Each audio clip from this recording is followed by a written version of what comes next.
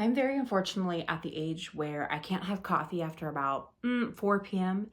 And right now it is 7:54 and I'm dying for a cup of coffee. But I know if I do that, I'll be up all night. So unfortunately, here we are. Here we are. This is your 30s, ladies and gentlemen.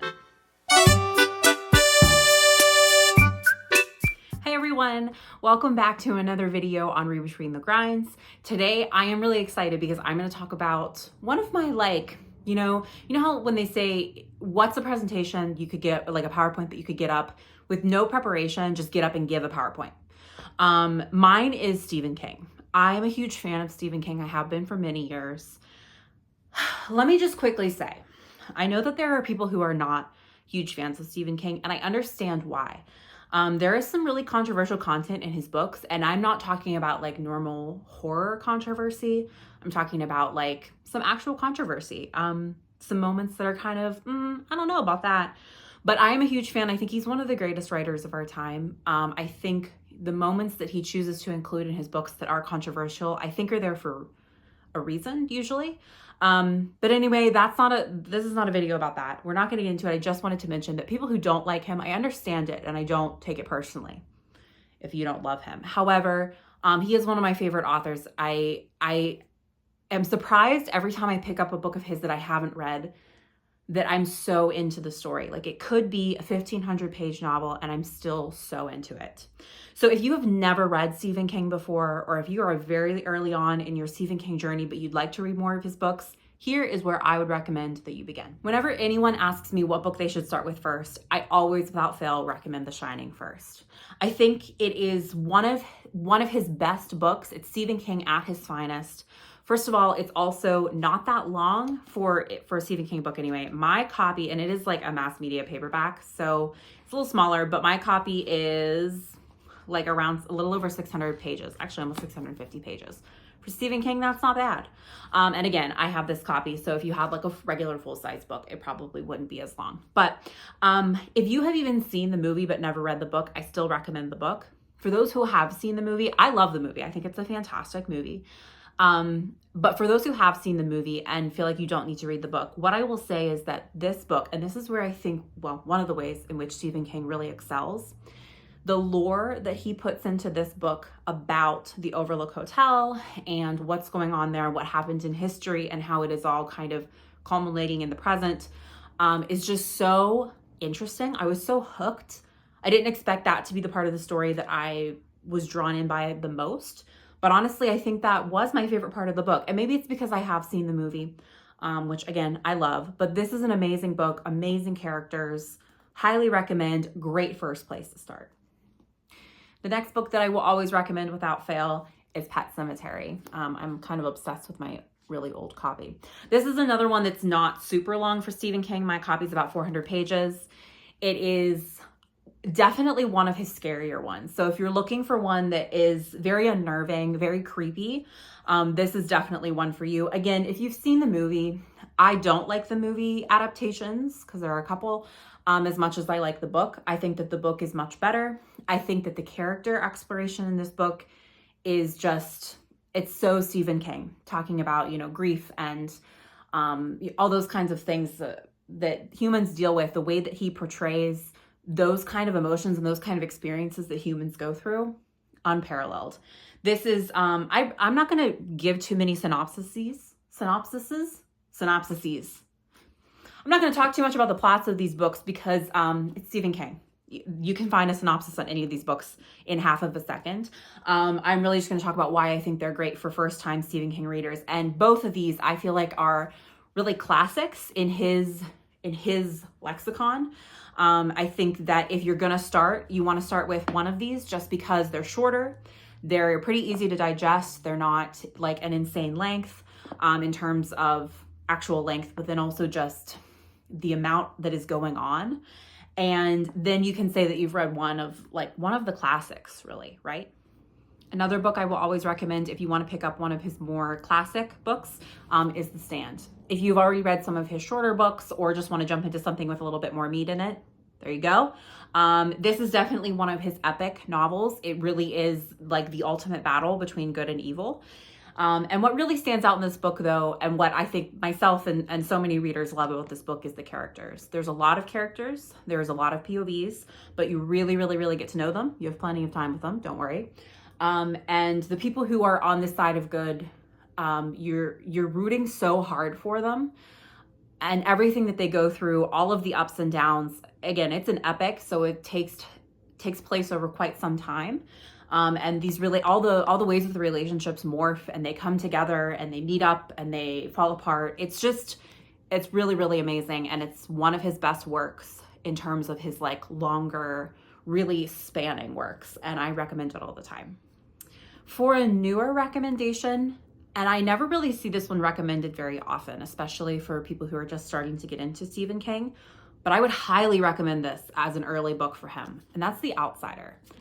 If you like thrillers and psychological suspense, like if you read a lot of Riley Sager or books like contemporary books like that are already being put out, you will like this book. This is a newer book of his. I don't remember exactly when it came out. I want to say like late teens, 2000 teens. But this is also a show on HBO, which was amazing. The show honestly did such a good job of portraying the novel. Stars Cynthia Erivo. Our Elphaba. And she did a great job in it. But this really, I was so hooked because there's kind of a mystery going on. You don't really know what's going on. There is a murder as well. So if you're into murder mysteries or true crime or anything like that, you're going to love this. But then, so like you're hooked from the beginning because of that. I was so like, what is going on? What is this creepy character? But then it really takes a Stephen King weird left turn, which I love. I love when he gets real weird with it. And it's just such a satisfying book. I love his classics, right? The ones written in the 70s, 80s, 90s. But man, this one got me. And I still recommend it all the time to people. Even if you love Stephen King and you have not yet read this one, highly recommend. And if you have read it, watch the show on HBO because I thought it was a great adaptation. All right, and finally, I feel like I have to include this book in this video, even though it's controversial and it's definitely not the best place to start with Stephen King, but I have to talk about it because it is one of my all-time favorites, and that's It. It's humongous. I feel like everybody has a pretty decent idea of what It is about. Even if you don't, you know who Pennywise is. You have seen Pennywise in pop culture. Obviously, there's been a lot of adaptations in media. Obviously, there's a lot of talk about this book. Obviously, it's humongous. My copy is 1,150 pages. I love this book. I love the media adaptations. I think they are great horror pieces. They don't hold a candle to the book.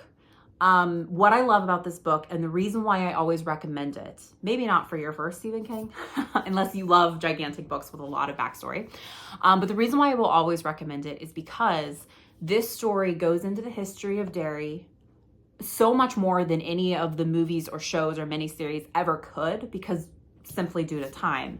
But the way that he dives into the history, what happened each 27 years when Pennywise comes back, when It comes back, it's so enthralling. It had me hooked.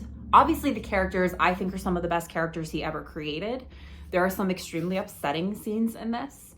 And not just upsetting like from a horror standpoint, upsetting as in, I mean, just check the trigger warnings. There are some scenes in here that are very controversial. I understand why they are. There was actually a section that I had to skip a couple pages on because it was kind of upsetting.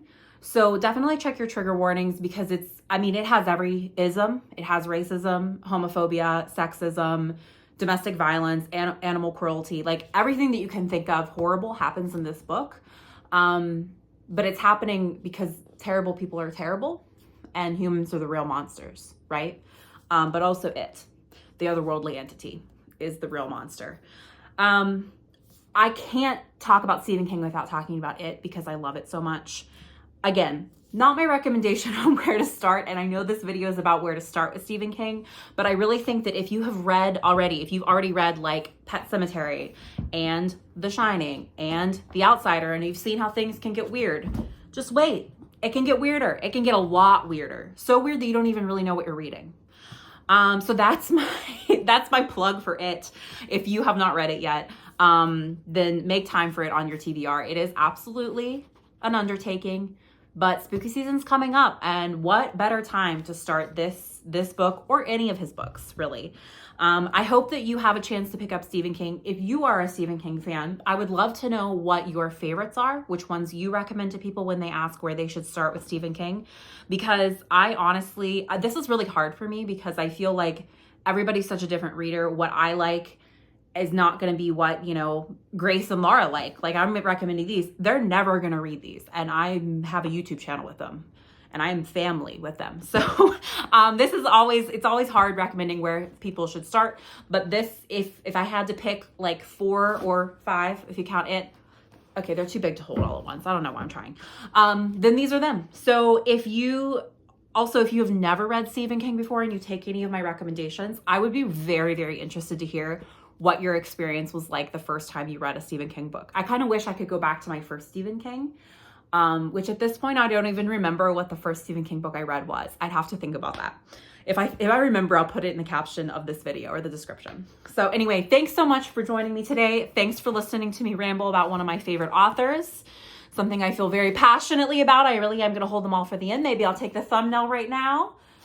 Thanks so much, guys. Happy reading. Happy start to spooky season. I know it's a little early. I can't stop myself.